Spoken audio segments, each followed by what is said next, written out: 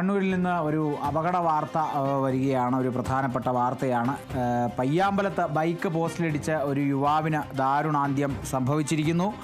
യുവാവ് മരിച്ചത് കണ്ണൂർ സ്വദേശി സയ്യിദ് ഹംദാൻ ഹുസൈനാണ്. 19 വയസ്സേ ഉള്ളൂ. ഇന്ന് പുലർച്ചെയാണ് ഈ അപകടമുണ്ടായത്. ഈ ബൈക്ക് പോസ്റ്റിലിടിച്ച് മരിക്കുകയായിരുന്നു. ഈ ക്രിസ്മസിനെ സംബന്ധിച്ചുള്ള ആഘോഷങ്ങളൊക്കെ കഴിഞ്ഞ് തിരിച്ചു വരുന്ന വഴിയാകാം, നമുക്കറിയില്ല. അതിൻ്റെ കൂടുതൽ വിവരങ്ങളൊക്കെ നമുക്ക് ലഭിക്കേണ്ടിയിരിക്കുന്നു. 19 വയസ്സുകാരനാണ് മരണപ്പെട്ടത്. സയ്യിദ് ഹംദാൻ ഹുസൈൻ എന്നാണ് 19കാരൻ്റെ പേര്.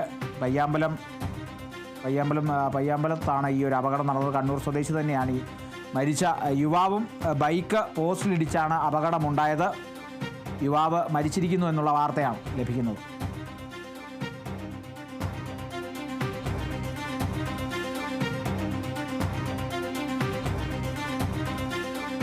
ക്രിസ്മസ് ദിനത്തിൽ ഒരു അപകട വാർത്തയാണ്.